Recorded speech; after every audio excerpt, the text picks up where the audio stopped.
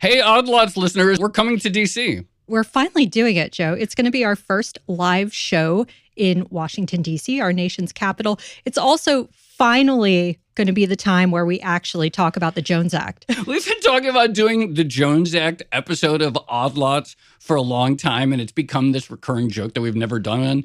But we're going to do it in grand style because we're going to be doing it live in D.C., and it's actually going to be a debate.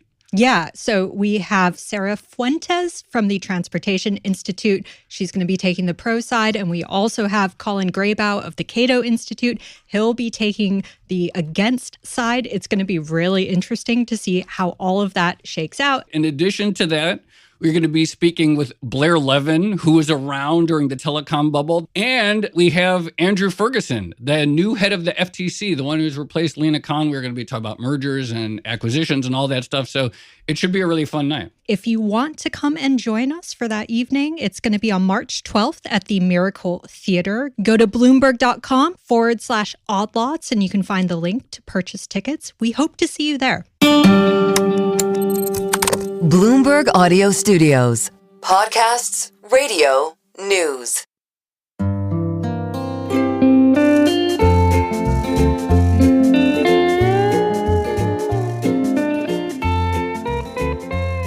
Hello and welcome to another episode of the Odd Lots podcast. I'm Weisenthal. And I'm Tracy Alloway. Tracy, we talk a lot about China, talk a lot about cars and batteries. It's time for a Chinese biotech. It's time for the Chinese pharma episode. Joe, it's just what I always wanted. Thank you so much. No, I am genuinely excited to talk about this. One reason is because this is a sector that I don't really know that much about. Same. Another reason is it has actually been in the news quite a bit recently with the cuts to NIH funding, which we've discussed and things like that. And then more generally, it sort of sits in that nexus of policy aimed at boosting specific sectors and also competition between the U.S. and China. That's exactly right. And it's like, we've just gotten used to the fact that in many areas of sort of physical manufacturing, there are many industries in which China can compete and produce things either cheaper and higher quality. It seems like many areas related to batteries and automobiles and all kinds of stuff like that. We know that. And then, of course, we had like the DeepSeek moment and a bunch of people like, oh, it's not just physical things. It's not just gigantic plants. Also a lot of competition in areas like software, particularly artificial intelligence. That raised all sorts of questions. And then lately the drum is beating that we have to take very seriously pharma and biotech. And this is one of those areas that I think most people, certainly me, would say like in the year 2025 still, my conception in my head is that the cutting edge is in the US and Europe still, which I can't say that for a lot of industries at this point. I want to know how medicines are actually made. I do too. And manufactured. I've read a long time ago, I read a book about the Twinkie.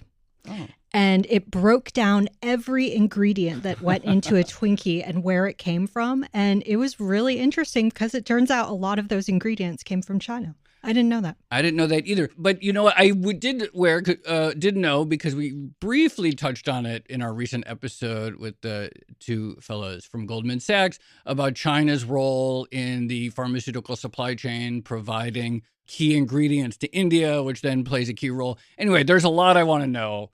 I don't think I know anything, and I just want to jump into this episode because I want to learn more. In that spirit, we really do have the perfect guest. He's someone who recently put together a slide deck, and I kind of think that slide deck catalyzed some articles. The DeepSeek moment in biotech got a lot of attention on social media. So we're going straight to the source. We're speaking with Tim Oppler. He's a managing director in the Healthcare Investment Banking Group at Stifel. Tim, thank you so much for coming on Odd Lots. Thank you, and Joe and Tracy. I really appreciate you having me. I'm very excited to be here today. What is the managing director in the Healthcare Investment Banking Group at Stifel? I don't actually manage a lot of people, so managing director is just a title. But basically, I'm a senior banker, and investment bankers are in the business of putting people together, people that need money with people that have money, people that want to license something out with people that want to license something in. So I'm a middleman, basically, and get paid commissions for doing it. With your middleman position, could you maybe describe the ecosystem of getting new drugs to market? Like, where does it tend to start? What corporate entities does it go through? And then what's the process from there to getting into an actual physical medicine? It's a great question. So, back in the old days, if you rolled back the clock 50 years ago, large pharmaceutical companies, Merck, Pfizer, Eli Lilly, had these research and development groups, and they would sit around and read up articles and do their own basic science and say, I think we should do something to go after such and such type of virus. They would work on it for 5 or 6 years. They would come up with a drug candidate. They would go test it in people. It would work, hopefully. And then they would get it approved, and then they'd go out and market it. Things started to change. You may remember, as back as the late 1970s, companies like Genentech and Biogen came on the scene. And so today we have a huge biotech industry. These are kind of like you might call them the farm league of big pharma. They're the ones that come up with the new drugs. Of course, the pharmas are still doing their own work too. And so biotech's become a huge part of our ecosystem. It's also become a big part of the capital market. So there's whole groups of people that, got MDs and PhDs that went to work for funds, and they sit there, does this drug candidate look like it's going to make it? I'm going to bet for it, or I'm going to bet against it. What does biotech mean? So, I sometimes ask Tracy what fintech means, and I still don't know the answer to that. But what does biotech Light touch banking. So I'd like to give 3 different answers. First of all, when people say biotech in general, what they mean is kind of the more high-tech part of the pharmaceutical industry, the cool part. Yeah, that's always, I just figure it's like cool. What I mean by biotech is when you have a company whose sole asset is a drug candidate that has not yet been approved by the FDA, so pre-commercial. When I say biotech, that's what I mean. Other people think it refers to biologics. And it's true, the original biotechs like Genentech were focused on biologics. So it's understandable that some people would associate biotech with biologics. And that's a distinct type of therapy from the traditional type of medicine that would have been developed at a Merck? That's correct. So traditionally, there are 2 types of medicines. There's small molecules, those little white pills some people take every day. And then there are injectable biologics. Those are products that are much more complex, much larger molecules, and are made in very different ways.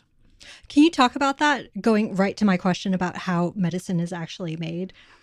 How? Yeah. So for a small molecule, it's actually a chemical. So the pharmaceutical industry actually came out of the chemical industry. So if you go back to the history of pharmaceuticals, say like what was going on in 1650, well, people were literally chemists. In fact, still in England today, you can walk into what we would call a pharmacy. They call it a chemist.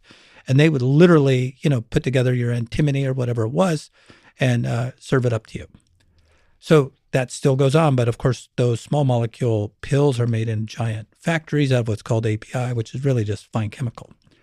The other side of the industry, though, these biologics are made typically in bugs. So you would take, for example, yeast, or you might take E. coli, or you might take what are called CHO cells. Those are Chinese hamster ovary cells. Why do they use them?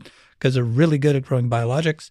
And you insert a piece of DNA into the DNA of that species, and then that causes that species to manufacture the protein of interest.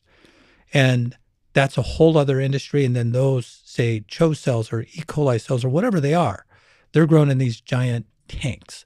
And so you might have like a 40,000 liter tank full of growth medium, and those cells are just swimming around and making their proteins. Then they're harvested and you pull out the protein of interest.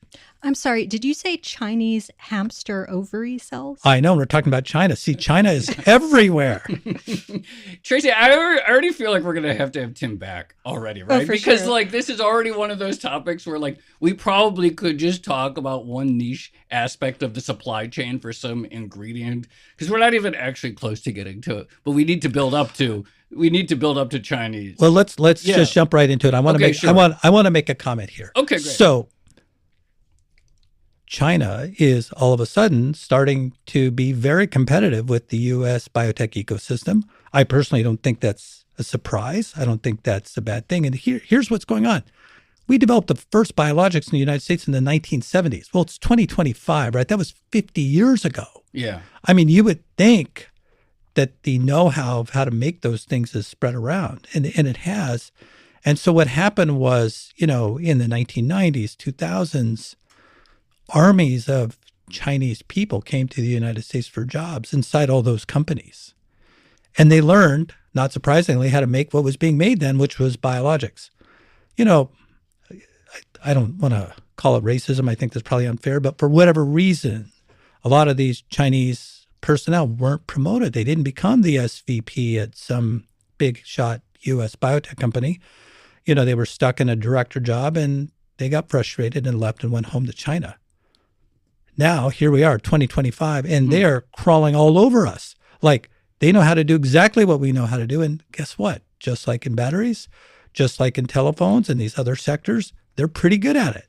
And so all of a sudden, U.S. biotech, I think, has really woken up just in the last year or two and said, whoa, we've got competition. Like, these guys are as good as us. I'd say they're probably better in a lot of ways. So I definitely want to get to where they are and why they might be better and what are the conditions that perhaps allow them to be better. One last sort of like precursor question or background question is for these chemicals. I imagine that, okay, we're going to talk about breakthroughs that are happening that are in China that are, in terms of therapies or biologics, et cetera. But if we wind back a few years to where people's brains were stuck at in terms of what is the sort of global supply chain of, the Chinese hamster ovaries, what is the sort of incumbent global supply chain of key materials, ingredients, equipment for biotech, and what is China's role in that? So if you're making a small molecule, which comes down to that basic fine chemical, let's say it's Lipitor. Okay. You could probably make it for less in a place like India or Indonesia or China. So that's called API, active pharmaceutical ingredient. And in fact, China has become a huge source of API because in many ways, China's really good in the chemical industry. So why wouldn't they be good in the API industry?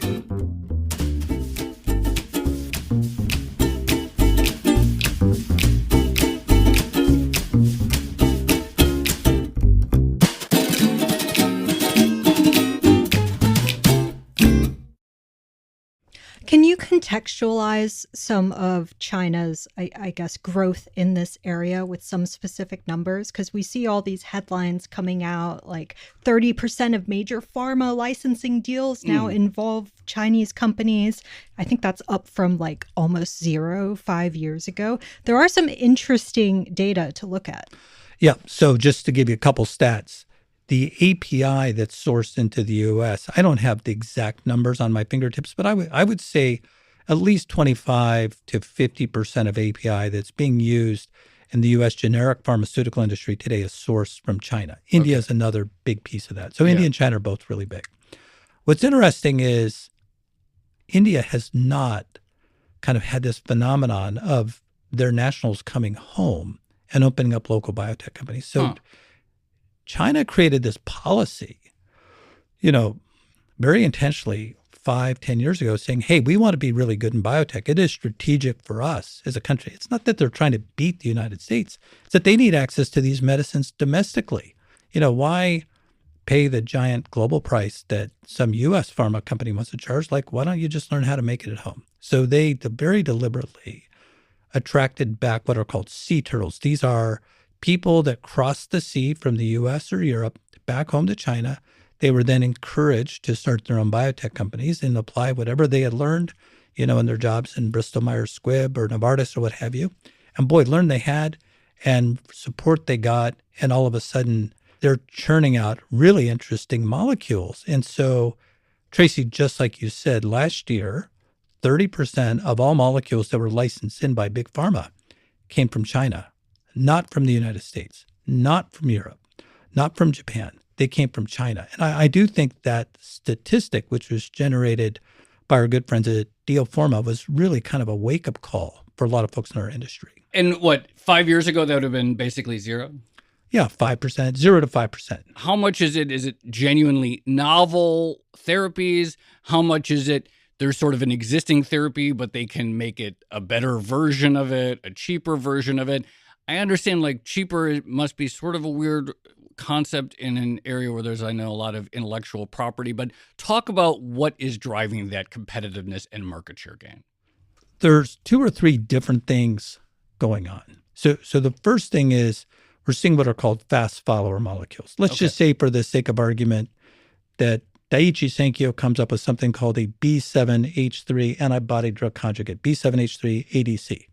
Well, the Chinese guys see that pop up. They see the patent filing. They look at it and are like, okay, we're going to make a B7H3, but instead of using this toxin on the ADC, we're going to use that toxin. Or instead of using this linker, we're going to use that one. So those are kind of doing small twists around existing constructs. So we call those fast followers. Okay. China's really good at fast followers. The second thing that you're seeing are first-in-class molecules. And so the hottest biotech in the United States right now is a company called Summit Therapeutics. They have a $17 billion market cap as we speak. Remember, I define a biotech as a company that doesn't yet have an approved drug. So that's the highest valuation in the world of any company in the world today that doesn't have an approved drug. That molecule, which is a combination of a PD-1 antibody with a VEGF moiety, PD-1 by VEGF it's called, is an excellent molecule. It's working really well in lung cancer. And guess what? It was invented in China. Merck didn't come up with it. Pfizer didn't come up with it. Abbott didn't come up with it. It was come up with in China. And it's the most interesting biotech molecule in the world today. But this is an American company, Summit. Right. They went and licensed it from China. Got it. Just like we're seeing the big pharmas, U.S. biotechs licensing stuff from China all day long. How much does the difference in regulatory regimes play into here? Because one thing we often hear when it comes to outsourcing manufacturing to China, whether it's something basic like, I don't know, clothing or something more advanced like medicines, is that it's cheaper to make stuff in China because you don't have as many rules and regulations to either slow you down or add on to costs. Is that a factor here as well? That's a complicated question and a complicated answer. So we like that. Yeah. So for most biologics, the Chinese will allow you to get those into patients more quickly. They have what we call phase 0 studies, where you can just go to a doctor and say, okay, hey, doc, you've got people coming in that are dying of ovarian cancer. Use this drug. The FDA will not let you do that. Right. So the FDA won't let that ovarian cancer drug go into a patient until it's gone through typically a phase 1 study. Interestingly, China is not the only country that does that. Australia does that too. And, you know, we have kind of new sheriff in town at the FDA. It might be an interesting thing to explore, kind of accelerating that time to get to the first patient. So that's one place where China is ahead. But in general, their rules are just as tough as our rules. It's not like they have a low hurdle and we have a high hurdle to jump over to get a drug approved. Their advantage is more speed to invent, speed to get into the clinic. They're just performing really well on a lot of those key performance indicators. What about the cost of conducting a phase 1 trial? I mean, these are really expensive endeavors in the United States, and you can spend millions and it goes nowhere past phase 1. How do the cost compares to run the equivalent in China? I mean, we should pause for a moment. Okay. So the U.S. has capitalistic medicine system, right? Yes. So doctors are for profit. So if you're a physician, of course, you're trained to care for your patients. But let's be honest. A lot of those dermatologists and endocrinologists that you see, they're running a business. The other day I was talking to a cardiologist. I said, like, how many patients do you see a year? He's like, 8,000. And I was asking the lady at the front, like, how much does the average patient visit bill? She's like, $400 or $500. So you can do the math. That guy's pulling down like $5 to $10 million, right? So running a physician practice in the United States can be very lucrative. I'm not saying every doc's doing it, just to be clear. But now you're a cancer doc and you're at MD Anderson or Dana-Farber or someplace, and some company shows up, GSK, and they want you to test this drug. How much are you going to charge GSK for each patient? It turns out that the average price to enroll a patient in a cancer trial in the United States is between $200,000 and $400,000. Per patient? Per patient. And how much of that goes to the doctor? A lot. Wow. And a lot to the hospital. I mean, this is a big issue that's just popped up. This is a big source of hospital and doctor profits that they're essentially selling access to their patients. You bet, especially at the big places. So developing drugs, especially in cancer, in the United States is very expensive. The other thing I'd note is there's a lot of competition for talent in our country. Again, it's a capitalist talent market. So, let's say you're a doctor working at MD Anderson, and then GSK comes along and says, hey, we'd like you to be our chief medical officer. We'd like you to run this cancer program. Like, is that a $150,000 job? I don't think so. The average chief medical officer in the United States today is pulling down between $500,000 and $1.5 million a year, depending on your level of experience and how good you are. So all of a sudden, you see biotech companies that are going out to raise $100 million. Well, that's how much you need to raise to enroll the trial and pay all those people. And, they have lots of posh offices as well and expensive places. And so U.S. biotech's not so efficient. In contrast, in China, there are no $700,000 chief medical officers. There are no $200,000 patients. It's a communist country, right?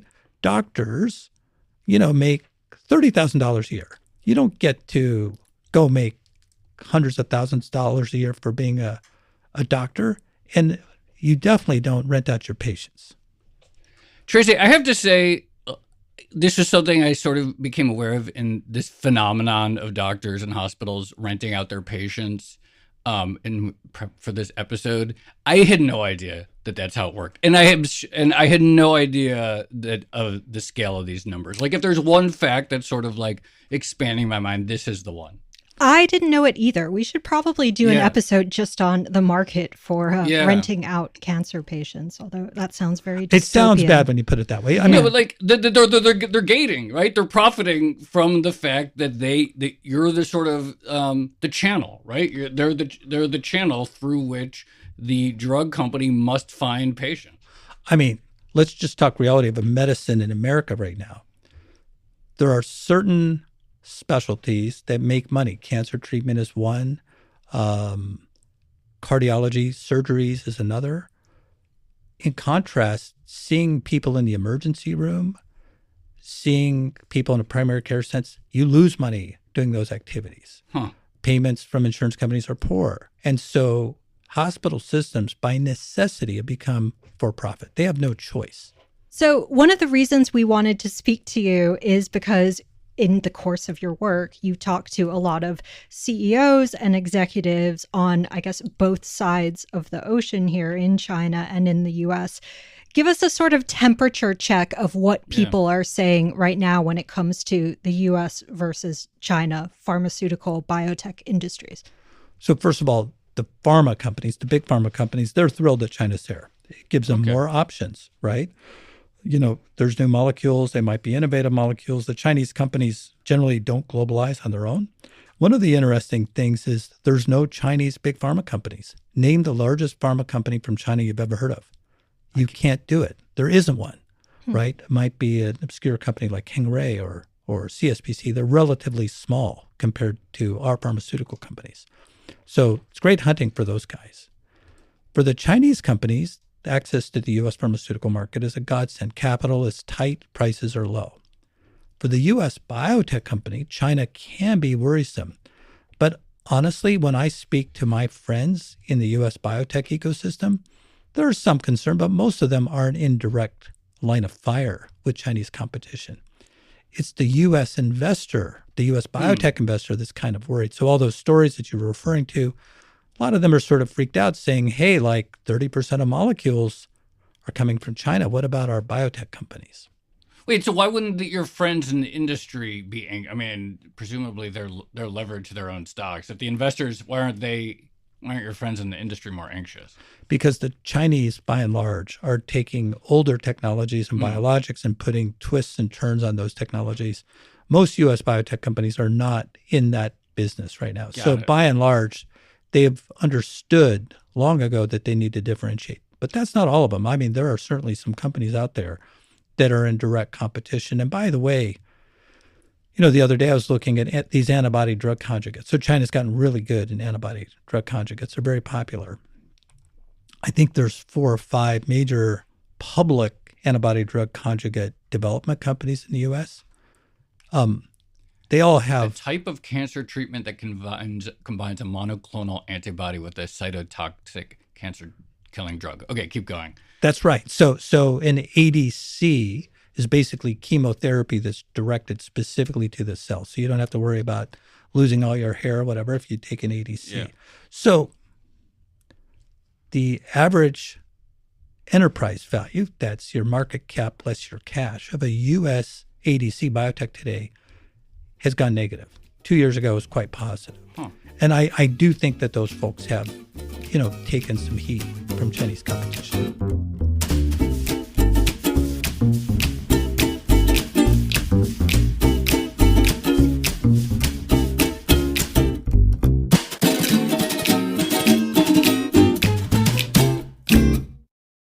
I just want to go back to the anxiety or lack of it in the U.S. and just focus on the investors for a moment.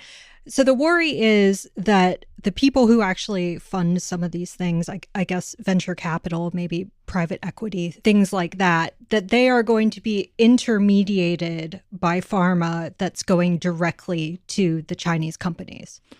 That's right. So let's imagine you're a venture capitalist out in San Francisco. You've got this nice life, on Sand Hill Road. You come up with some ideas for some new biotech companies. You found them, and then you're waiting, for Merck to come along or Genentech to come along. Almost like, setting a trap for the groundhog in your backyard or something like that.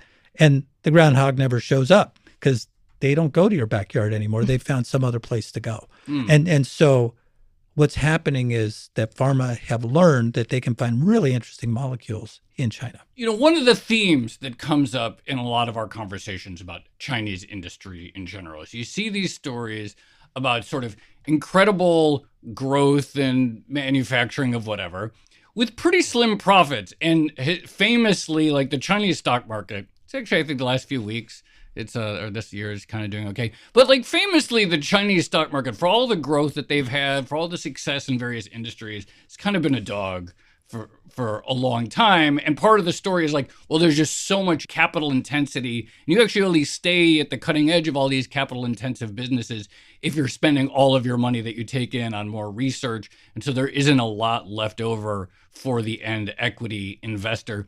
It kind of sounds like something similar here where it's like, it's not great if you're a U.S. equity investor in certain areas that are directly in the line of fire, but it doesn't sound like Chinese companies themselves are swimming in profits. Right. There's no fat cats in China, even though it might be nice to think that could be true. So I was on a trip recently to China. I was in this one building, just one of many buildings that had biotechs in Beijing.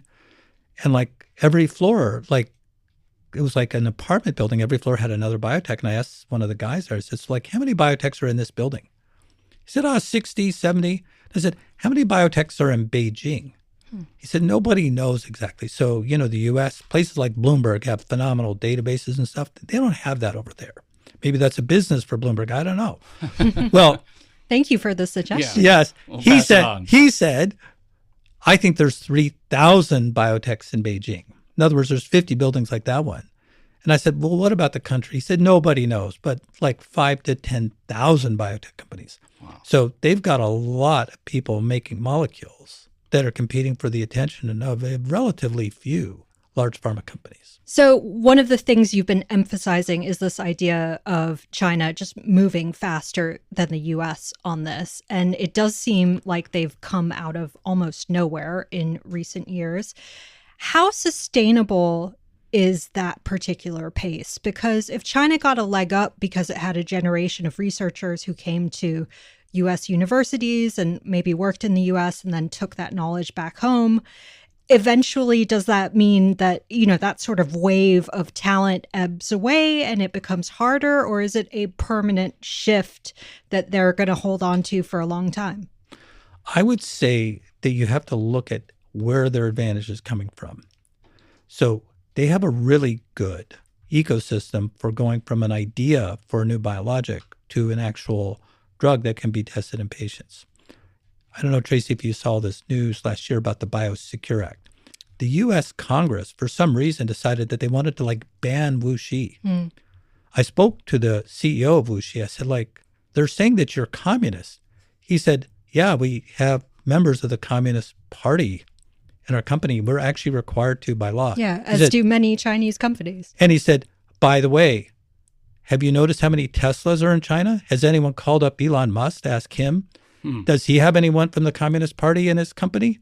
How did Tesla get to have 1/3 market share of the electric vehicles in China? He said, of course, every company in China is allied with the Communist Party. He said, we're no different than anybody else. So Wuxi, interestingly, came up with this concept called idea to IND in 6 months. That is, you give me an idea for a new biologic and I will give you a drug in 6 months. That seems insane, right? In the US, it's like 2-3 years. So if you ask the folks at Wuxi, how did you get your molecule to go through the system so fast? He'll say it's all volume. He said you need to have the people that know what they're doing at each step. He said when you're slow, it's because you're fumbling around, you don't have volume. So like, oh yeah, we don't have the right cell line. Let's go make that. To the customer, they think, well, just takes a year to get the cell line going. But in fact, he said, if you already have 5 good choices of a cell line, well, you ought to be able to get that done in 2 weeks. So Wuxi is behind many of those Chinese molecules. And so they're able to access a really good industrial partner. And I'm just still befuddled by why does U.S. Congress want to deprive U.S. biotech of access to Wuxi? It's kind of crazy when you think about it. The talent pool in the U.S. and the incredible salaries that you could make in normal traditional tech. And I have to imagine smart, quantitatively minded people, they're probably have multiple options. They could go to work in a high-speed trading firm. They could go to work at Google. They could go to work at OpenAI. They could probably apply a lot of their skills in pharma. What's happened in the U.S. to the supply of talent, and has the huge salaries that have emerged over the last, say, 15 years in traditional tech, has that been a drain on the sort of, has that pulled people away who might have otherwise gone into pharma or biotech? I don't think so much. I mean, there are always the folks in a culture that have, let's say, that immigrant mentality, maybe Indian heritage, something like that, where, you're really motivated to be a lawyer, doctor, whatever. I do think a lot of those folks have gone into the medical profession, and certainly more and more they're attracted, I think, to the tech profession. But your classic sort of biotech scientist is someone who got a PhD. They got interested in biology in college. They went off and got a PhD from some, nice place. And then they got a job at industry. Those people would in general not be, thinking about a programming job. Say. Got it. Okay. I know we're talking mainly about US and China, but I have to ask, is Europe in the picture at all here? I mean, this is partly because I don't follow pharma that intensely, but it feels like the only European name I hear nowadays is Novo Nordisk and its GLP-1s. I mean, Europe historically was the dominant place in the world for the pharmaceutical industry. So it's only, I would say, in the last 30 years that the U.S. has taken over. Unfortunately, Europe started putting in very draconian price controls, and so that really hurt their domestic pharma industry. But nonetheless, Europe's got great universities, whether you're talking about Göttingen, Erlangen, Leiden, Cambridge, Oxford. I mean, these are really good places. And so you can imagine the talent and ideas that are flowing out of those have really created a very vital and successful biotech ecosystem in Europe. So right now, as you mentioned, the really big U.S. pharma companies are thrilled because they have new options from which they can source or license biologics. And you mentioned there's really no at all big Chinese pharmaceutical companies. Do you think that could change? Like right now, still the J&Js and the Pfizers and the other big one, they're pretty, Eli Lilly, these are pretty big chunks of the U.S. market. And it seems like they, for an investor and a diversified investor, it's a decent chunk of their holdings. We've seen, for example, China is taking a shot to break into the aviation duopoly of Boeing and Airbus, go up the next level and actually compete at the highest level. Would you anticipate that at some point in the next few years, some company or some initiative is like, let's take it to the next level where we're not just licensing, but we want to be a behemoth. We want to sell into markets around the world that U.S. multinationals are also selling into. It kind of comes back to like the core ideological conversation that we're having about China. Not only are there not Chinese global pharma companies, in general, there are very few global Chinese competitors, right? There's not a Chinese version of Coca-Cola or not a Chinese version of Procter & Gamble. So, the question quickly becomes why? And the answer is simple. The country is controlled by the Communist Party, of course. The Communist Party has one goal: survive and thrive. Well, you don't survive by going and conquering the U.S. soft drink market. You survive by keeping the people in your country happy and supportive, right? They have had their political instability. And so that is the overriding goal. And it's for that reason that you don't see global commercial ambitions from China. Cars you do. Yeah, and cars, but that's only because they had to compete against Tesla because Tesla was taking over their car market. I would say this. I do think it could change. I do think that China could easily have a large, globally successful pharmaceutical company. They have the people, they have the innovation, they have the domestic market. All of the pieces are there, but for whatever reason, it has not been prioritized. I want to go back to the DeepSeek idea and ask if you could talk maybe about the connection between AI and biotech here. Because we hear people say, like, AI can do these amazing things. It can generate formulas for potential new medicines. It can tell you how to manufacture them easier or streamline the manufacturing. How is that playing out in China? I mean, Tracy, that is such a great question. So I'll tell you, so last November I was in China and, I'm a banker, like I said, just brokering these deals and stuff. So you go around and you meet all the Chinese VCs. So we're seeing this one VC, but unlike all the other ones, like the guy I was talking to was like 28 years old and he's like the head of this VC. So he's attracted capital at a very young age. And I asked him just point blank, I'm like, so why are all your companies just making sort of like, slightly better molecules than the Western molecules? You're essentially doing the fast follower model. He said, Tim, you haven't been to Guangdong province. He said, down there, guys my age, they've never worked in the United States before at Eli Lilly. He said, the folks there, they learned AI. Like they grew up with AI. They know all about AI. And he said, you're going to see a whole generation of biotech coming out of China. It's going to be first in class AI-driven innovation. You quickly get into the next conversation, which is AI any good at developing drugs?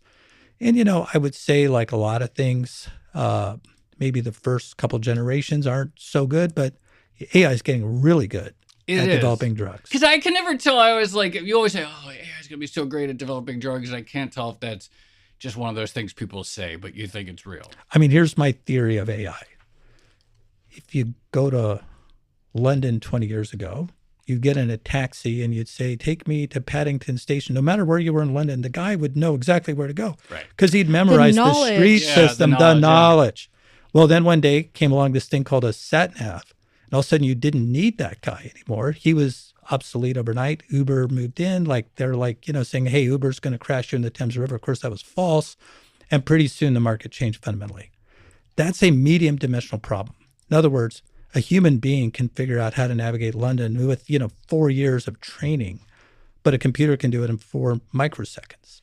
Well, coming up with all the drug possibilities against a potential target, that's a high dimensional problem. That's too hard. The computer actually can't do it. At least today, you can have all the NVIDIA chips in the world. You can't do it. But in contrast, these biologics that we're talking about, even though they're more complex molecules, it's their complexity that lowers the dimensionality of the problem, because biologics have to fold and fit in a very specific way. So all of a sudden it starts to look like the London street map. And so what we're seeing are these new companies coming out of places like Google that are focused on making biologics with AI, and they're really good. So we're going to see some excellent AI-based molecules. Tim, when you get out of here, we're going to just rebook you for the next time we have you on because there's so much stuff here I want to ask you about. But it's so great to have you on. Tim Oppler, fantastic discussion, truly the perfect guest. Thank you so much for coming on Odd Lots. Joe, thank you so much. And Tracy, thank you.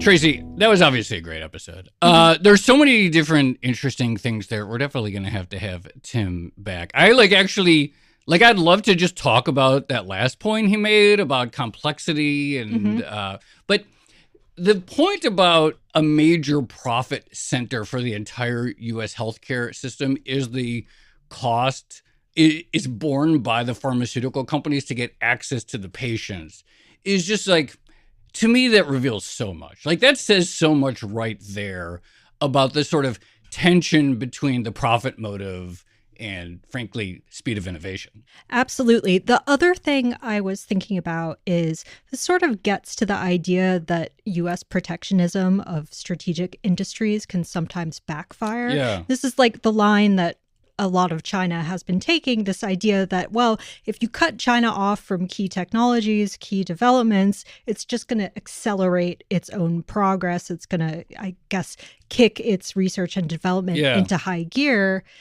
And I mean, it kind of seems to be the case. I guess I'm wondering also what happens with the Biosecurity Act with the Trump administration, because it's still in a legal limbo. It would be interesting. There's so many more angles. It'd be interesting to learn more about this sort of generation of Chinese research scientists in the U.S. that felt they had hit a ceiling on how far they were allowed to progress within the U.S. companies. And then they formed the basis of this booming industry. There's interesting parallels in just this idea of sheer scale, right? And sheer scale of the number, China is a gigantic country with thousands and thousands of companies, and the advantage that affords you both in terms of cutting edge research, but also doing lagging edge production of various things at size and at low cost. There's a lot of interesting angles there. There is a lot, and I expect we're going to record a few more episodes at least on this. We're going to fast follow all of this. Shall we leave it there? Let's leave it there. This has been another episode of the Odd Lots podcast. I'm Tracy Alloway. You can follow me at Tracy Alloway. And I'm Joe Weisenthal. You can follow me at The Stalwart. Follow Tim Oppler at Tim Oppler. Follow our producers, Carmen Rodriguez at Carmen Armand, Dashiell Bennett at Dashbot, and Kel Brooks at Kel Brooks. For more Odd Lots content, go to Bloomberg.com/oddlots, where we have all of our episodes and a daily newsletter. And you can chat about all of these topics 24/7 in our Discord, discord.gg/oddlots. And if you enjoy Odd Lots, if you like it when we talk about Chinese hamster ovarian cells, then please leave us a positive review on your favorite podcast platform. And remember, if you are a Bloomberg subscriber, you can listen to all of our episodes absolutely ad-free. All you need to do is find the Bloomberg channel on Apple Podcasts and follow the instructions there. Thanks for listening.